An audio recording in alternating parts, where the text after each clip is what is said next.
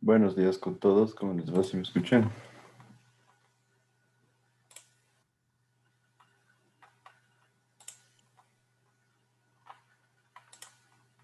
¿Me escuchan? Buen día. Sí. Buenos días. Prendamos las cámaras, por favor, y vamos con la lista. Está Mauro Ávila, Presente, Inge. Alexis Ayo, Andrés Valdeón, Presente, profe. Carlos Basantes, Presente.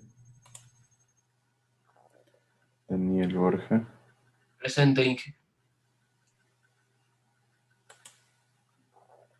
Marco Ceballos, Presente, Inge.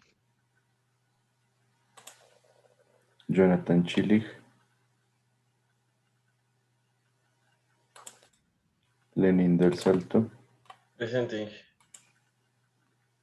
José Freire, Presente. Shakira Gaibor,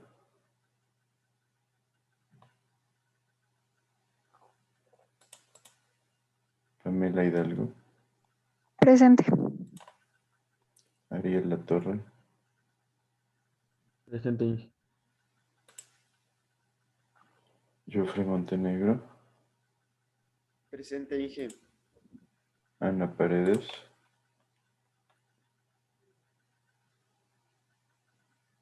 Santiago Remache, Presente. Diego Reyes, Presente, Inge. Jorge Reyes,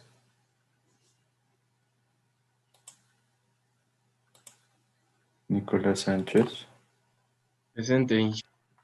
Diego Taimal, Presente, Inge. José Tinoco, Presente. Dani Valdés,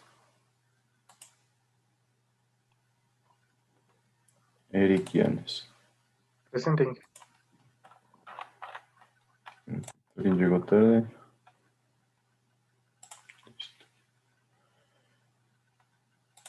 Entonces vamos a continuar con lo que estábamos viendo.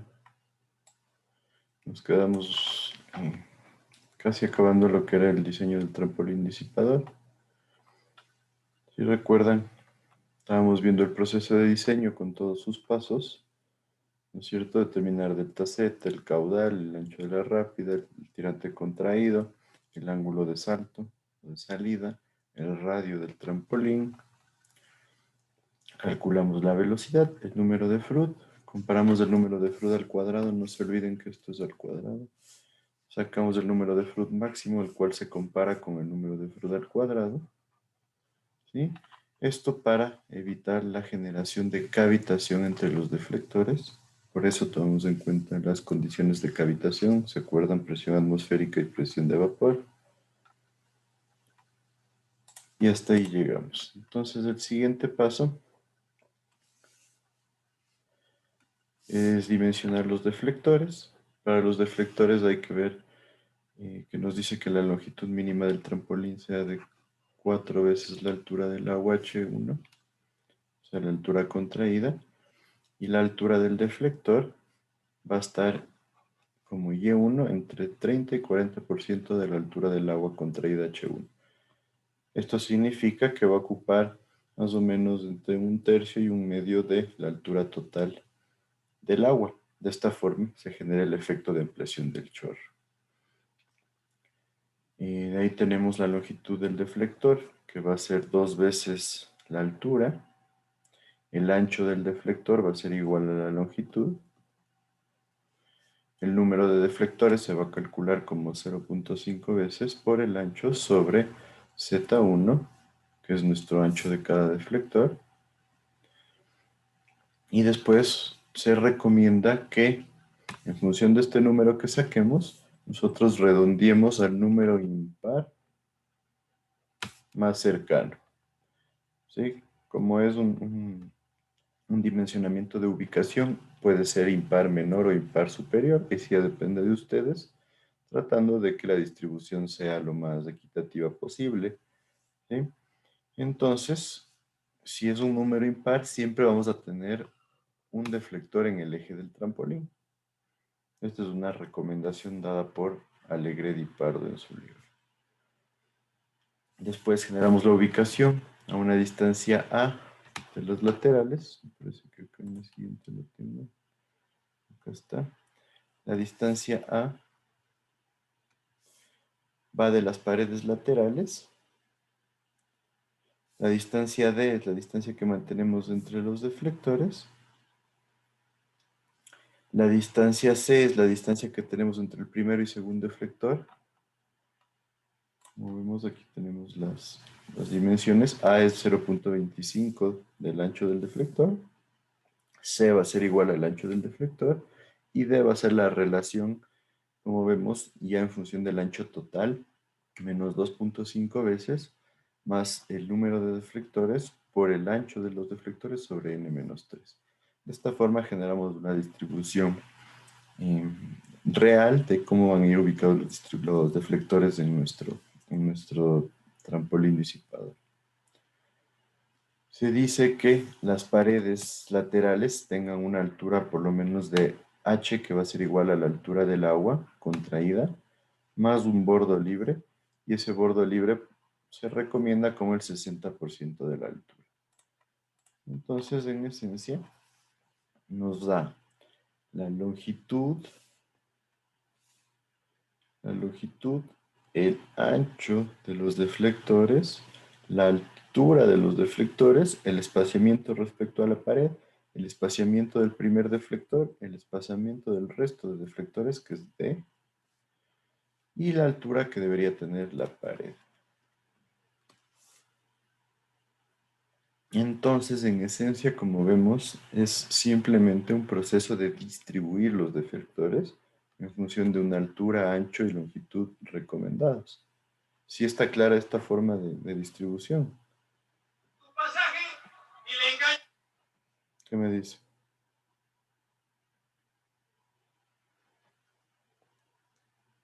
Santiago Remache, ¿sí está claro? Sí, Inge, todo claro. Perfecto, entonces, ¿me recuerdas, Santiago, para qué utilizábamos entonces los deflectores? Dependiendo de la forma, pero en general se usaba para disminuir el flujo del agua, para frenar un poco el agua y que no toda el agua caiga en las piedras sólidas del salto de esquí. Bueno, toda el agua tiene que caer aquí porque aquí tiene que haber piedras en todo lado, ¿no? De tal forma que no se socave el suelo. Pero más o menos por ahí, para que se genere un ancho del chorro más grande y de esta forma haya más fricción entre agua y aire. Porque esta nos sirve para reducir la velocidad. Dijimos que la velocidad se puede reducir hasta un 40% solo por aireación. Entonces, de esa forma, la erosión que se genera aquí va a ser menor. Entonces, es menor riesgo para la obra. Si estamos todos hasta ahí.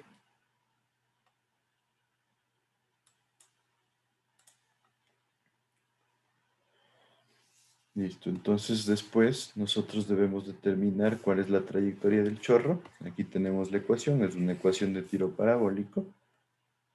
De esta manera nosotros podemos graficar la trayectoria porque nosotros conocemos el punto de salida, conocemos el eje X, ¿sí? Y podemos generar un gráfico que nos indique cómo se genera la longitud del chorro mediante esta ecuación. Después con esto determinamos la longitud del chorro, que es la longitud entre donde cae el agua y donde está nuestra estructura. Determinamos esta longitud ubicando aquí el valor de Y como la altura que tenemos entre el nivel del agua y la parte donde se genera el lanzamiento de agua. Esta normalmente se le conoce como delta Y o delta H también se lo conoce.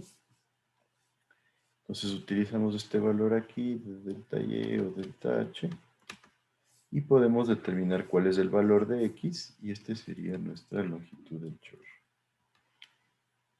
No se olviden tenemos el coeficiente K de 1 cuando hablamos de la teoría, pero debido a la generación de las turbulencias, de la fricción con el aire, la pérdida que se genera en el chorro, el coeficiente viene a ser 0.9. ¿Sí está clara esta parte de cómo se obtiene la trayectoria? En esencia, un tiro parabólico.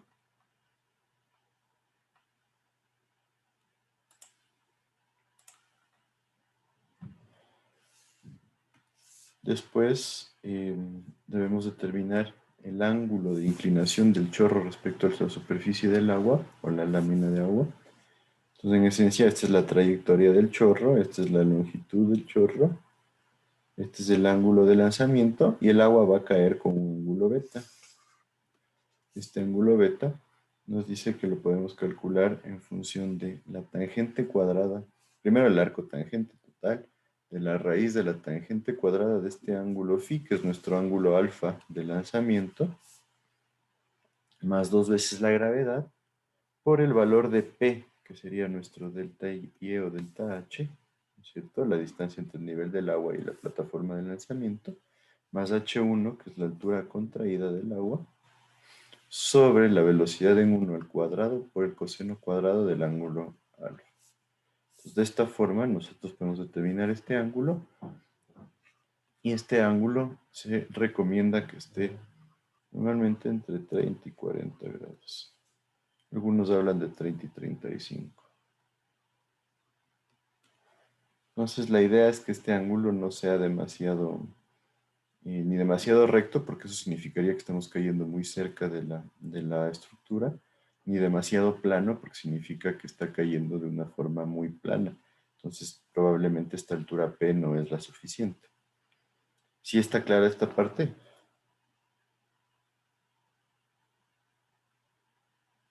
Sí.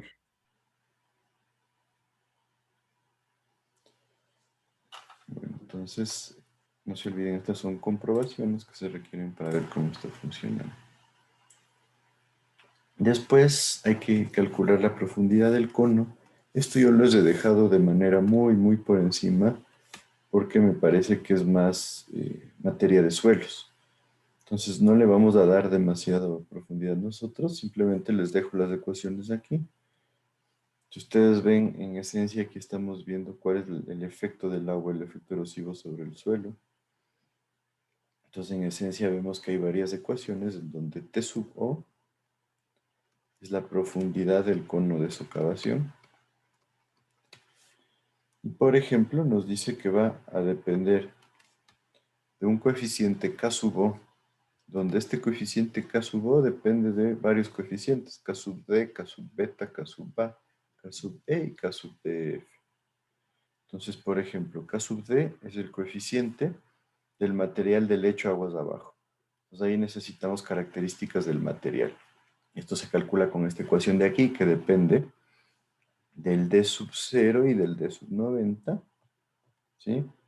Que son datos de la granulometría, el diámetro que retiene, o que deja pasar, perdón, el 90%, y que deja pasar el 0% del material, ¿sí? Y nos dice la recomendación de Amirov, esta es la ecuación de Amirov, es que el D sub 0, si es que no tenemos datos, sea 0.2 milímetros.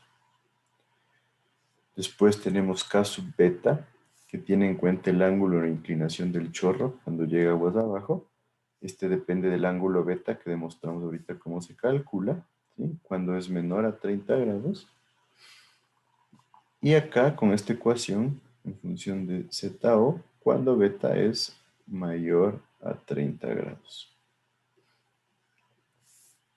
De ahí, nosotros tenemos que sacar, bueno, esta es la altura crítica, o sea, es la altura cuando nosotros tenemos nivel crítico o número de Froude crítico, 1. Tenemos el coeficiente K sub A, que es el coeficiente de aireación. Este coeficiente depende de la altura crítica, ¿sí? Y del valor de ZO, acá en el gráfico. Nosotros tenemos todas las características que maneja nuestro sistema. Entonces, en esencia, ZO simplemente es la altura que maneja nuestro, que en el gráfico Z vendría a ser la altura que tenemos nosotros como P aquí. ¿Sí? Entonces, es parte de la ecuación, como vemos acá. Nace de P más la altura del agua y más la carga de velocidad.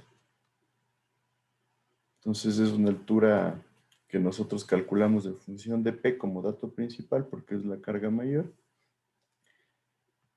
Y después tenemos los coeficientes K sub B y K sub TF que nos dice que se pueden igualar a 0.7, ¿sí? Cuando utilizamos deflector. Entonces, cuando no utilizamos deflector, estos coeficientes se quedarían con un valor de 1, o sea, no existieran. Entonces, en esencia, ¿qué tenemos que hacer? Calculamos todos los coeficientes, calculamos el valor de zeta en función de P y calculamos la altura crítica, ¿sí? Que es la altura crítica del agua.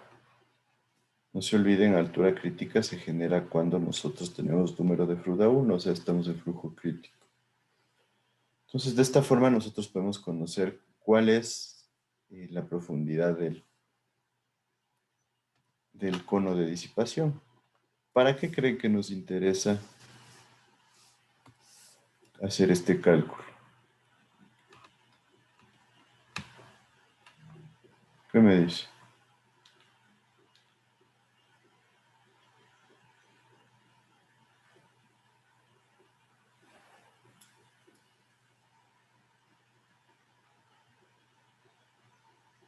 ¿Qué me dices, José Tinoco?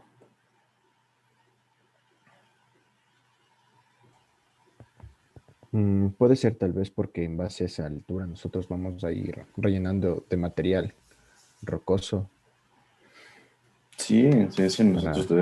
debemos calcular primero en función de la longitud del chorro, del ángulo beta y de esta profundidad del cono, donde deberíamos colocar el enrocado. Perfecto. Y por otro lado, ¿para qué más nos podría servir? ¿Qué me dices, José?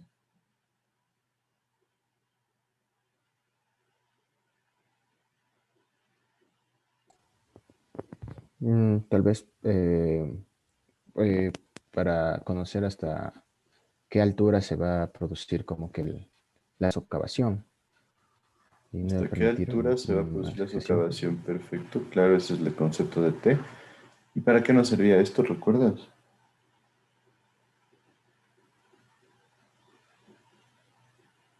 La verdad no, Inge.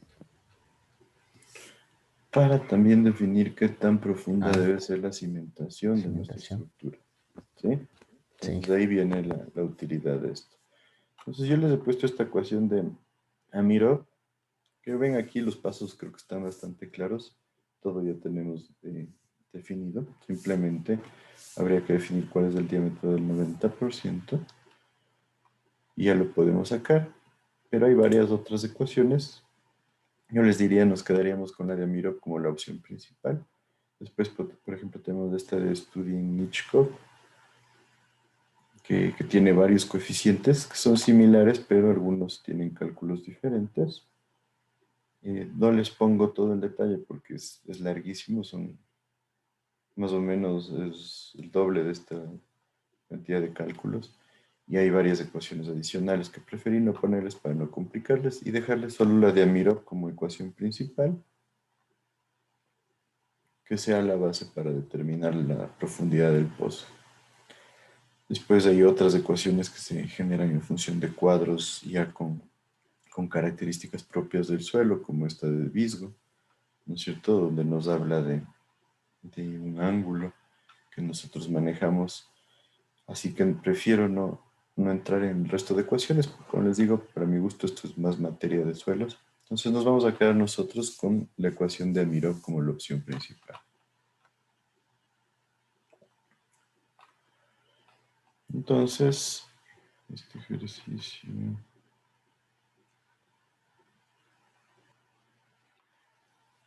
¿Por cuestión de tiempo, este ejercicio, como es un cálculo muy simple, quiero que lo hagan ustedes en sus casas para el día de mañana y conversamos.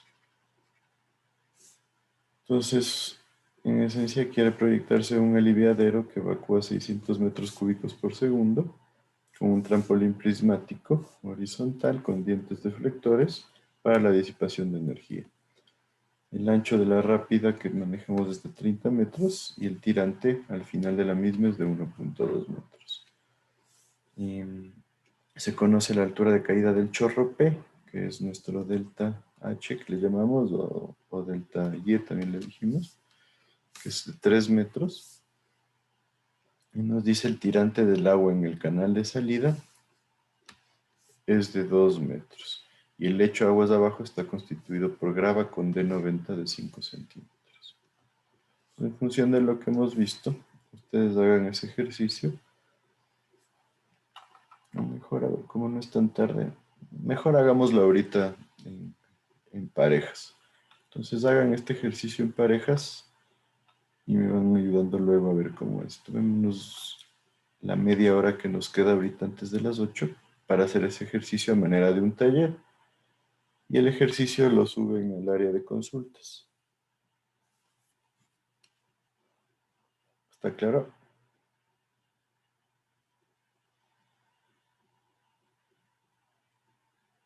¿Qué me dicen? ¿Tienen alguna duda? Para no mandarles como deber, hagámoslo como taller ahorita.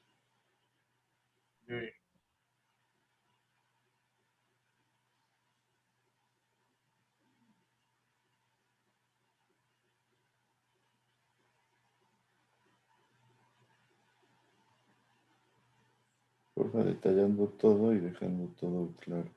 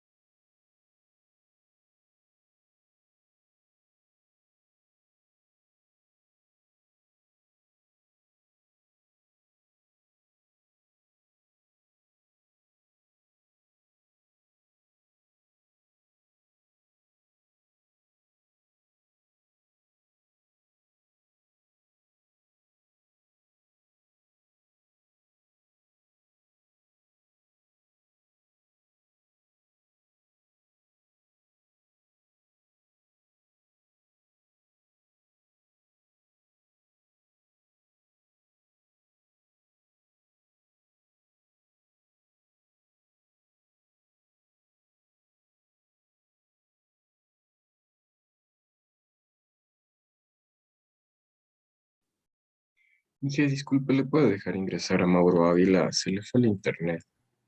Ya le dije ingresar.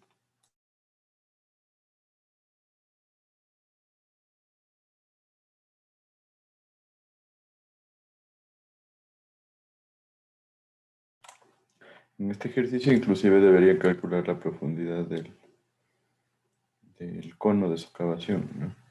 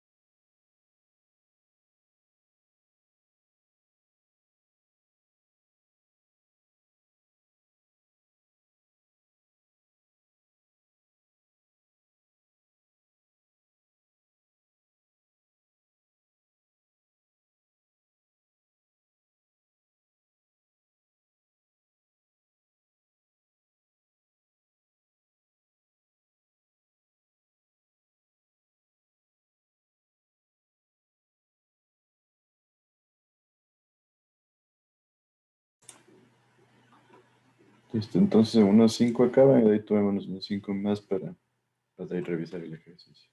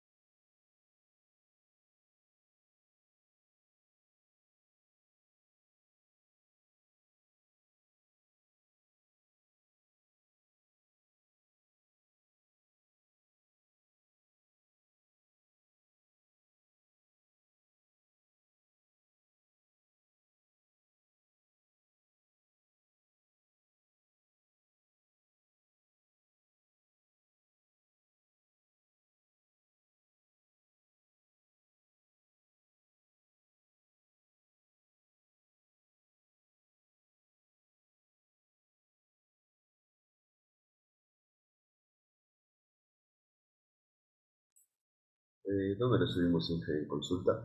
¿De la unidad 5?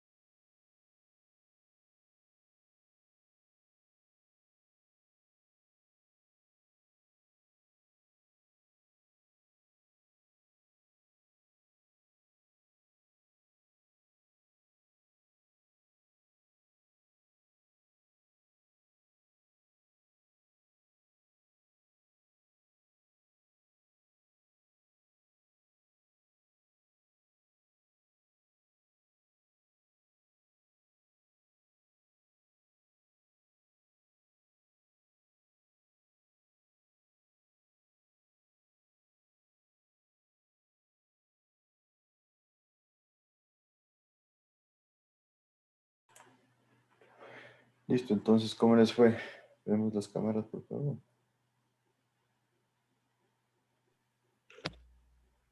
Inge, una cosa. ¿De dónde se calcula el ángulo alfa para la trayectoria del chorro?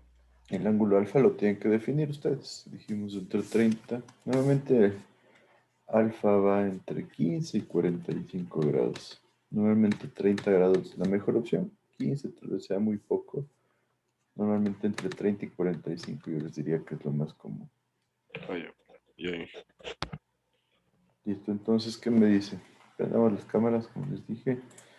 Explícame cómo te fue Diego Reyes. Ya, Inge.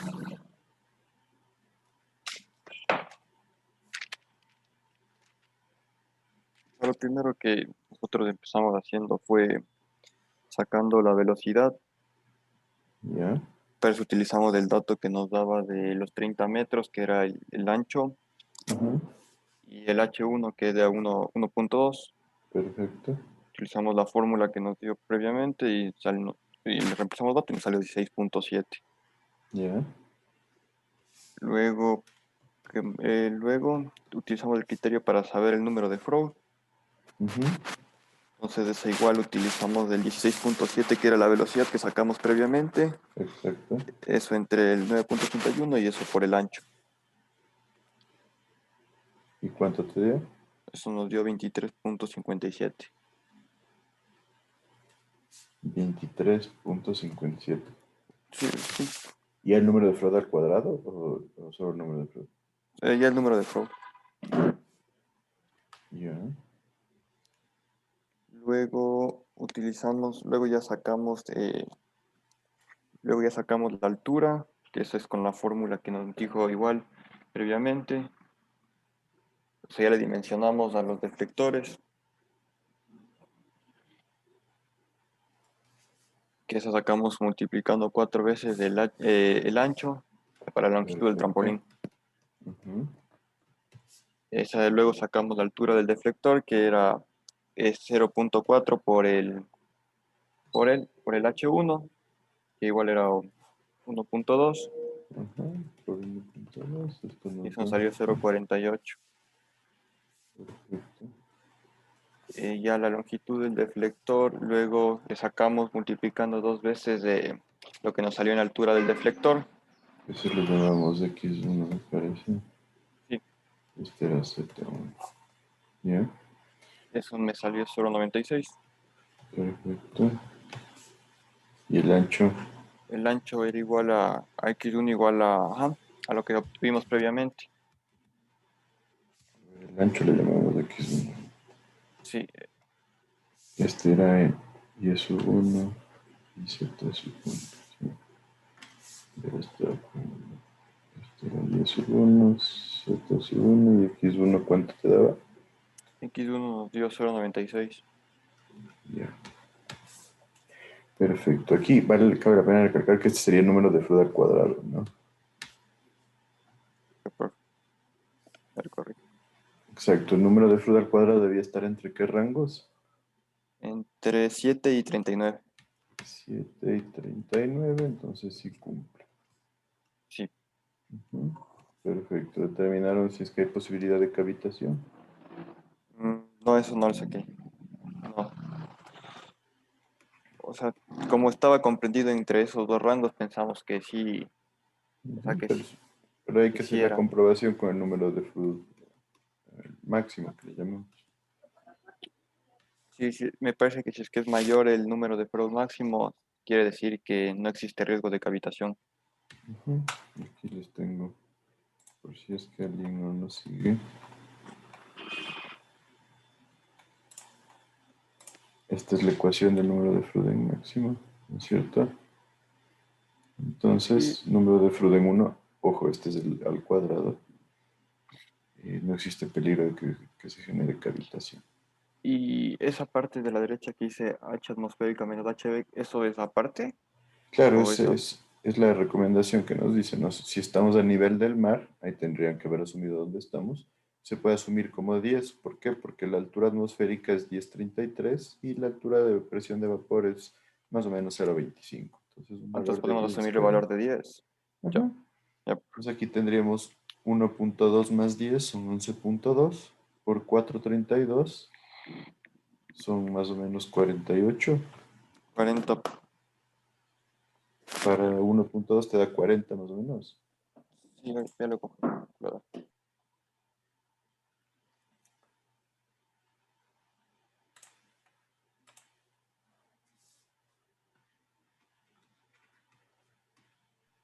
Ya, bueno.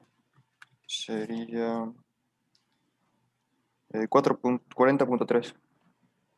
40,3 versus 23,57. Entonces sí cumple. Entonces, ajá, no hay peligro. No hay riesgo de cavitación. Ajá. No hay riesgo. Perfecto. Listo. De ahí tenemos el radio. ¿Qué valor utilizado para el radio?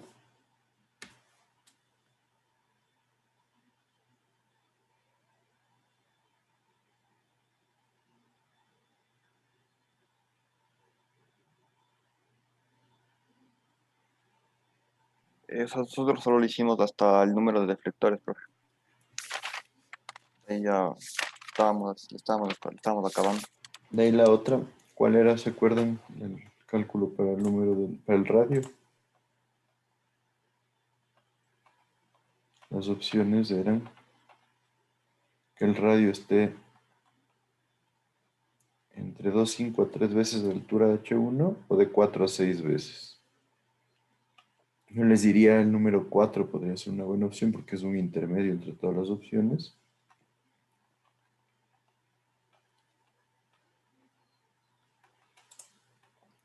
Entonces, radio podría ser 4 veces H1, que sería 4 por 1,2, que nos daría 4,8 metros, ¿no es cierto? Este sería el radio. Y el ángulo alfa podría ser alrededor de entre 15, como dijimos, y 45 grados. ¿Qué valor es el recomendable? 30 grados. Entonces podría ser nuestra opción. Es el más útil. Tengo alfa, tengo R, me faltaría calcular el ángulo beta, me faltaría calcular la profundidad del pozo de socavación. ¿Llegaron hasta eso?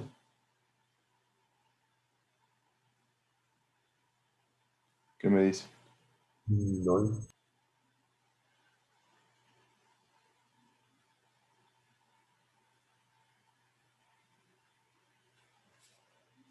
¿El resto? No, igual no. A ver, tomémonos 10 minutos entonces para que me calculen estos dos componentes que serían los que faltan. ¿No es cierto? Y bueno, la longitud del chorro, en función de la ecuación de la trayectoria, para eso habría que definir un delta y. Podemos ponerle 1,50 m utilicemos. Hagamos esos cálculos rapidito y me avisan, por favor.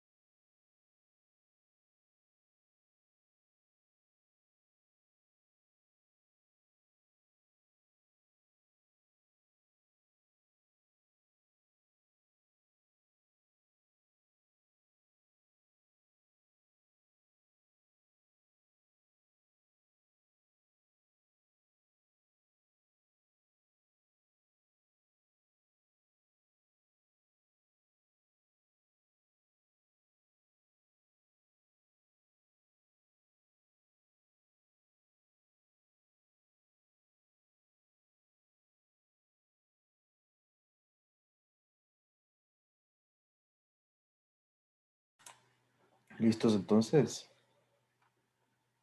Ya estamos. No, Inge, un ratito más, por favor. A ver, vamos rápido, pues.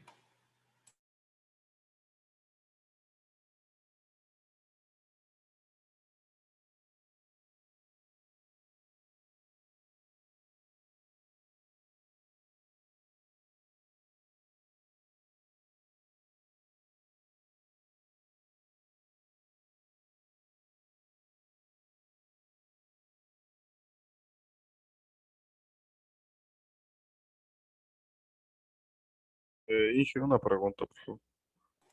Sí, ¿qué pasó? El Z0 en la fórmula de Amirov, ¿de dónde me saco? O sea, ¿qué significa? Tienen, es P más altura del agua más carga de velocidad. Lo que les decía, aquí está.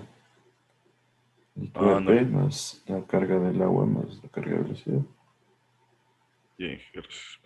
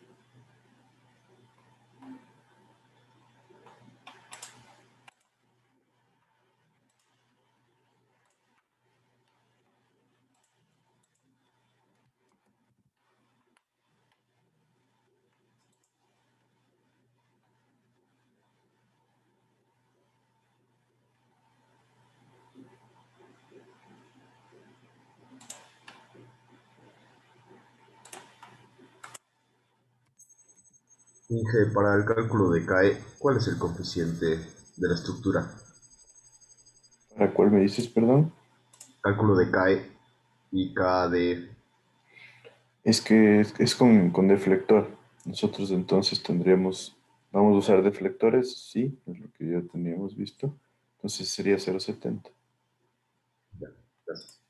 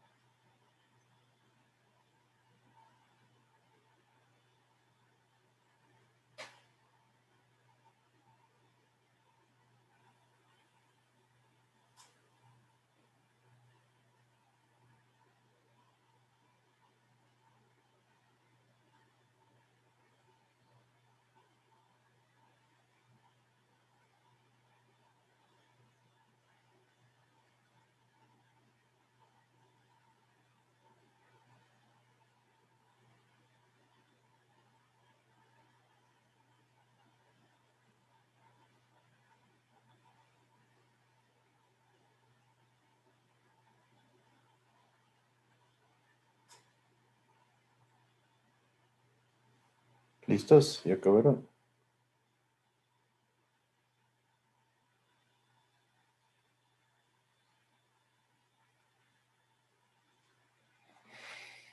¿Ya estamos?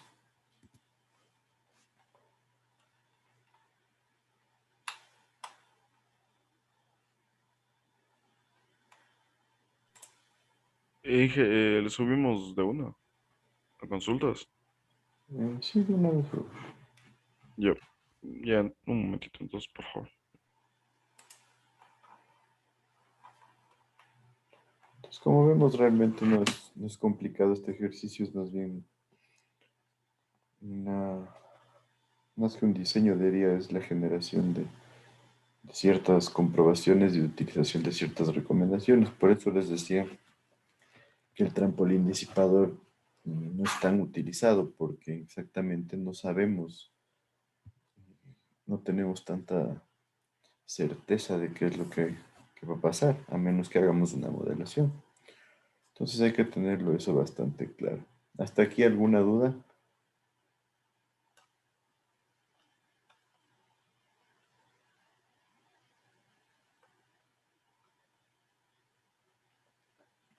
Bueno, entonces vamos a pasar a lo que son los cuencos tipo SAP y USBR, que como ya hicieron en su consulta, la mayoría,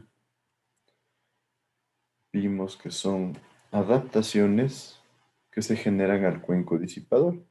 Y en realidad el cuenco disipador o el colchón disipador es el disipador tipo USBR1. Entonces, en esencia, a través de la experiencia se han ido identificando cómo pueden utilizarse estos deflectores o dados amortiguadores para generar una mejor disipación de energía o controlar ciertas afectaciones que se han ido generando, como por ejemplo la excesiva oscilación o oleaje que se genera dentro de un canal. Entonces, en esencia, los bloques de rápida, que son los deflectores al ingreso de nuestra estructura, nos sirven para partir el chorro, para generar una amplificación del chorro, ¿sí? Y eso obviamente va de la mano con una longitud del resalto más corta, además de una estabilización en el resalto, generando que se reduzcan las ondulaciones excesivas. Por otro lado, nosotros tenemos los bloques o dados amortiguadores en las zonas intermedias, que son estos de aquí, los cuales nos sirven para generar el choque del agua contra estos y que se reduzca la velocidad. Pero, debido a que genera un choque el agua contra estos, se busca que se los genere cuando no hay velocidades demasiado altas, o sea, cuando manejamos velocidades más bien poco bajas. Eso por el hecho de que siempre puede haber material acarreado y si tenemos una velocidad muy alta, eso va a generar un golpe muy fuerte contra estos dados amortiguadores y eso generaría su desgaste o podrían llegar a generar su daño. Entonces hay que tener bastante cuidado con eso. Además de que cuando hay velocidades muy altas, se puede generar cavitación en la parte posterior. ¿Por qué? Porque se empiezan a generar zonas de vacío y estos vacíos van a estar sujetos a la presión del agua también y eso podría generar las pequeñas implosiones que dañen la parte posterior de nuestros dados amortiguadores. Entonces hay que tener bastante cuidado cuando coloquemos estos dados intermedios. En la parte posterior tenemos el deflector o deflectores, dependiendo si es uno solo o son varios, que en esencia nos sirven para generar también una partición del chorro, que se genere un chorro en donde haya más contacto con el aire, eso genera una reducción de velocidad, o sea, se disipa la energía de manera importante. Entonces nos sirve un montón. Además de que nos ayuda a controlar la socavación cerca de la estructura porque el agua llega a una distancia igual a la longitud del chorro, tal cual como lo calculamos en el trampolín disipador. Entonces esos son los tres elementos principales que generarían los cuencos tipo SAB y USBR. Entonces en función de esto se genera se ha generado varias opciones, de donde la primera normalmente siempre se le considera a los cuencos SAF. SAF viene de San Antonio Falls, que es un proyecto en donde la Universidad de Minnesota en Estados Unidos generó investigación acerca de disipación de energía. Tenían un problema de velocidad que podría generar problemas de socavación y ellos empezaron a generar la investigación de colocar estos elementos dentro de un disipador de energía para reducir la longitud del mismo. Entonces, ellos llegaron a generar que este disipador tipo SAF pueda utilizarse en cualquier tipo de estructura que genere altas velocidades, donde el número de Fruit se encuentra entre 1.7 y 17. O sea, tiene un amplio rango de aplicabilidad y nos dice que la reducción de la longitud del cuenco disipador conseguida es de alrededor del 80%, con datos típicos de entre el 70 y 90%.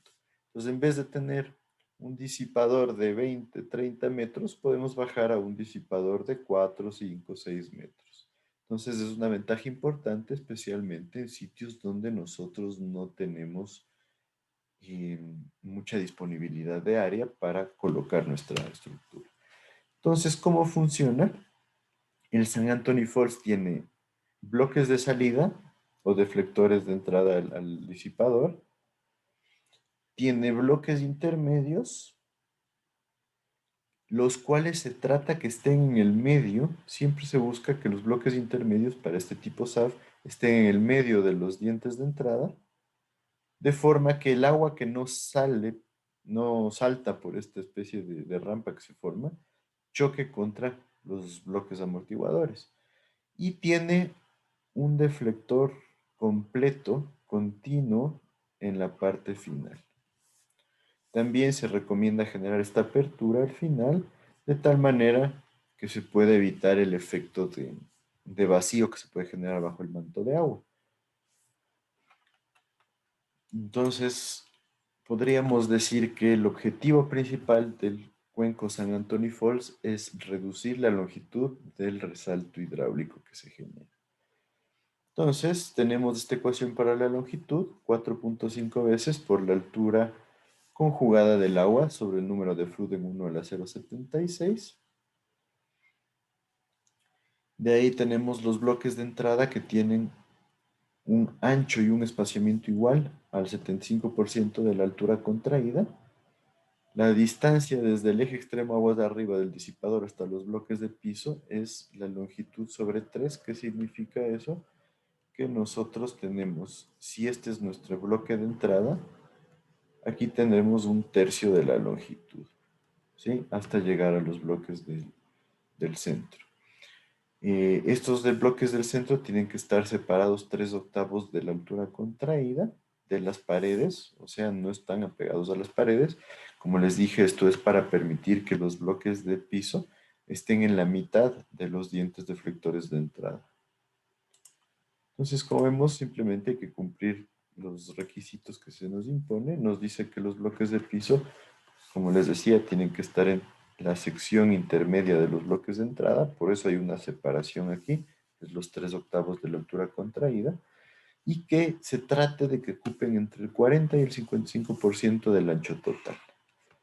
O sea, el área ocupada por los bloques de piso debe estar entre el 40 y el 55% del ancho total. Si el ancho es divergente, nosotros podemos generar un incremento proporcional. ¿Qué significa eso? Si el ancho de nuestro canal de disipación tiende a crecer, nosotros vamos a generar formas similares en los bloques para que se mantenga la distribución. Y nos dice que la altura del umbral de salida, que es nuestro deflector en la parte posterior, va a ser del 7% de la altura de 2. Ojos de 2 es la altura conjugada. Entonces, en esencia, estas son las recomendaciones que hace la Universidad de Minnesota para el diseño de los cuencos tipo SAF. Entonces, de ahí nos da la altura, la profundidad de salida del agua, que se la puede calcular mediante estas ecuaciones en función del número de Fruit en 1. Entonces tenemos estas ecuaciones para poder determinar cuál va a ser esta altura de salida, que aquí se la llama Y2, pero sabemos que corresponde a Y2', perdón, que es a la de D2'. Nos dice que los muros laterales también tienen que tener un bordo libre. Esto en esencia es un bordo libre, que es la altura conjugada sobre 3 sobre esta altura de acá. Entonces el muro lateral tiene este bordo libre. Esto para evitar salpicaduras del agua. Y nos dice que los muros de salida tengan la misma altura que los muros laterales, o sea, este bordo libre rige para todas partes. Y se puede colocar una pendiente de 1 a 1 o de 45 grados al final de los muros laterales. Todas estas recomendaciones de geometría para el diseño. El muro de salida se recomienda que genere un ángulo de 45 grados respecto al eje central. Entonces, en esencia, lo que nos dice es que estos ángulos sean de 45 grados, como les digo, para evitar el efecto de vacío bajo el manto del agua. ¿Sí? Estos muros laterales, estos muros de aquí, pueden ser paralelos o pueden tener una divergencia, o sea, pueden irse abriendo dependiendo de las características del emplazamiento.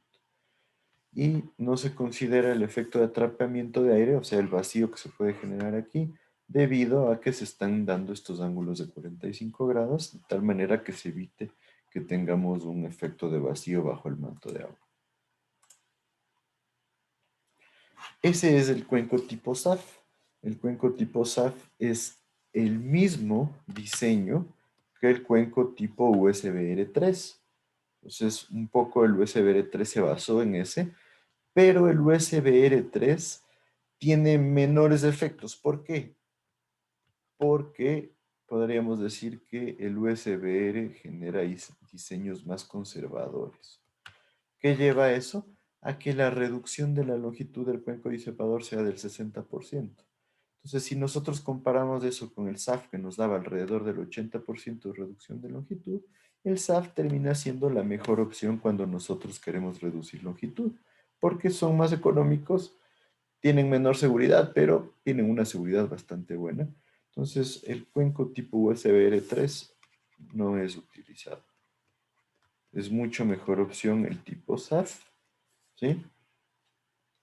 Y como les decía, el cuenco USBR tipo 1 es el cuenco, el colchón disipador cualquiera. Entonces, esto ya vimos del diseño, ya lo tenemos claro. Así que el USBR1 ya lo tenemos claro y el USBR3 es similar al SAF, pero con mayor seguridad, así que el SAF es más utilizado. Por otro lado, tenemos el USBR2, en donde el cuenco USBR2 se utiliza ya en estructuras grandes, en vertederos, en canales, etc.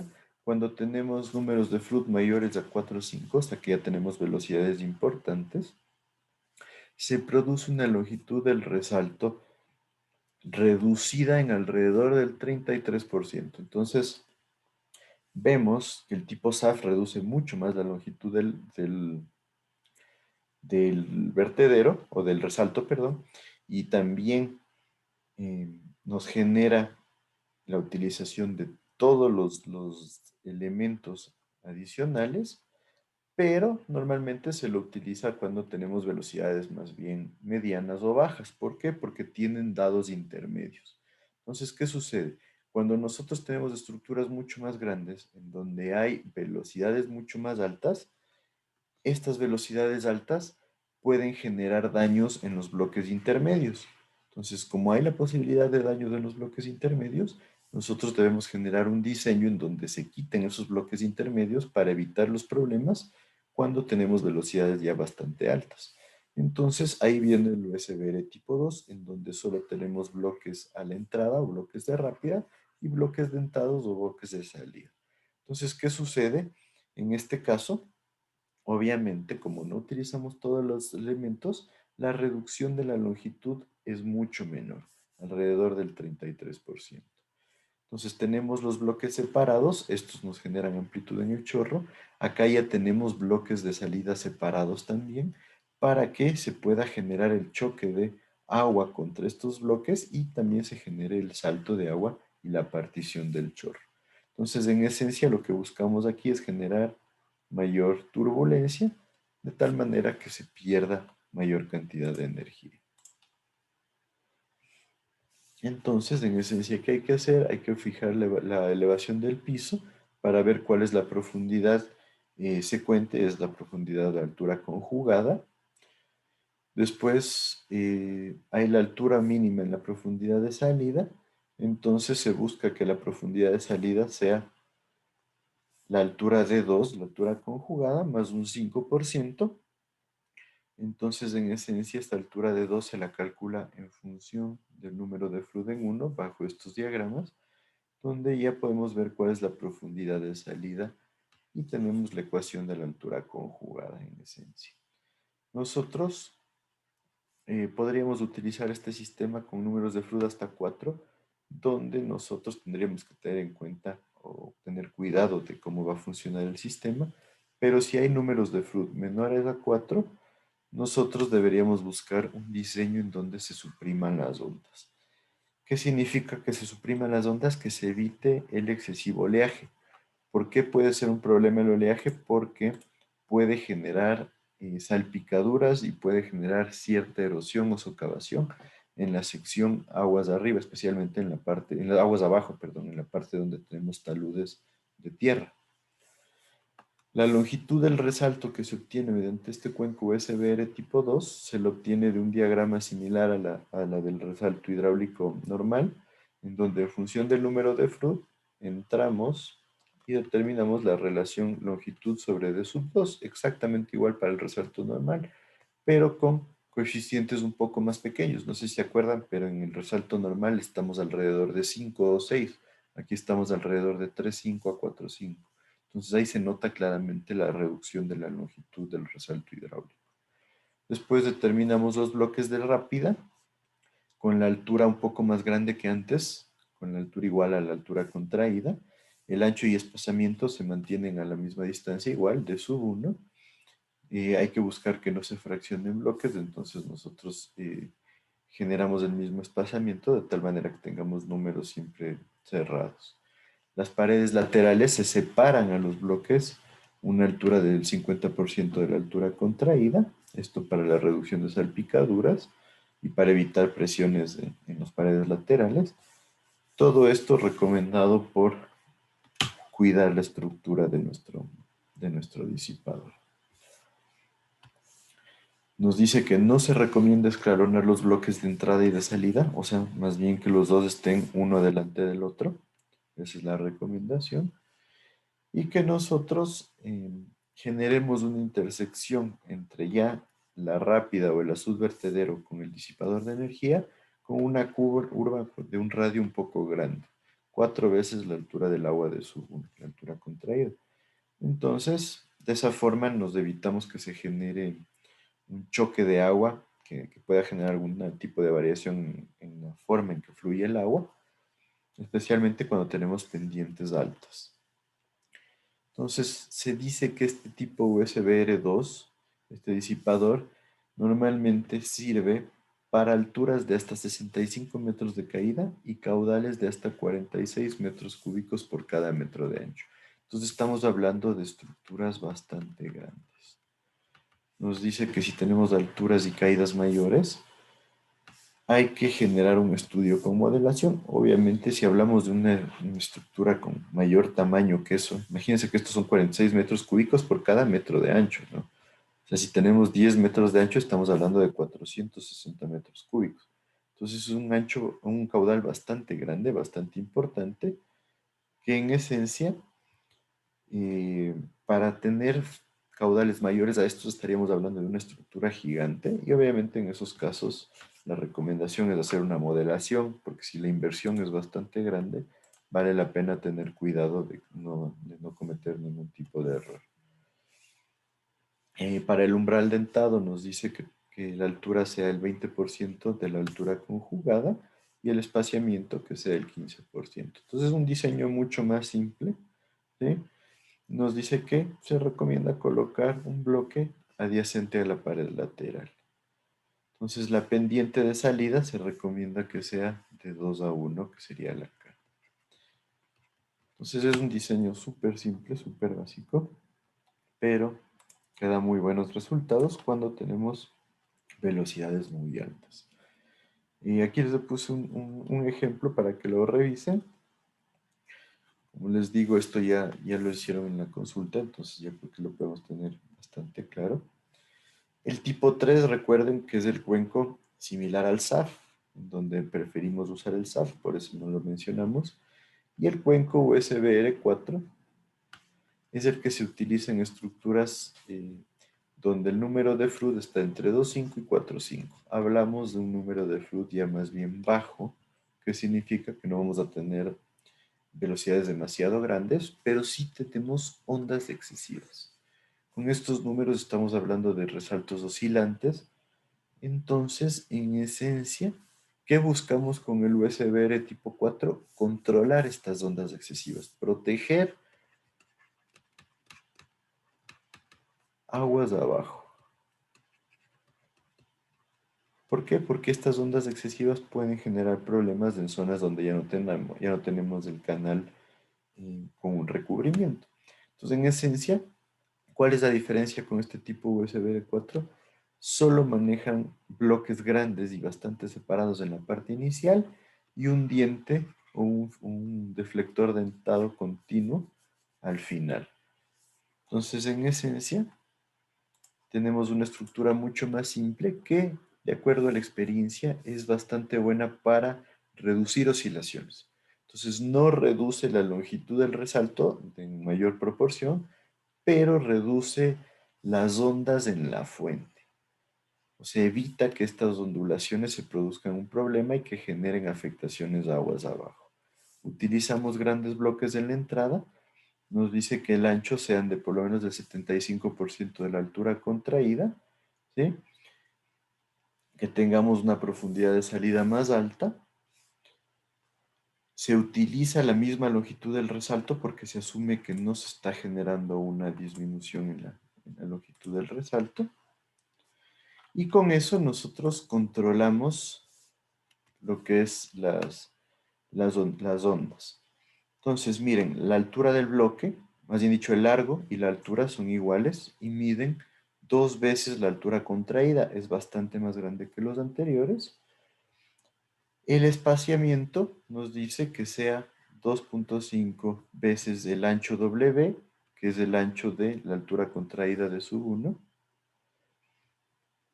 Y que dejemos un espacio respecto a las paredes. Entonces tenemos bloques más grandes, bastante separados, y un borde dentado total.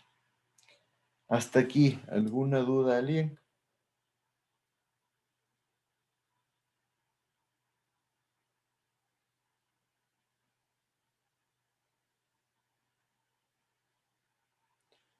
Si no hay dudas, podemos quedar ahí. Profe, disculpe, el trabajo del tercer bimestre está puesto para hoy. ¿Ese para cuándo es? El trabajo del tercer bimestre, ya les di la fecha a ustedes. Déjenme ver.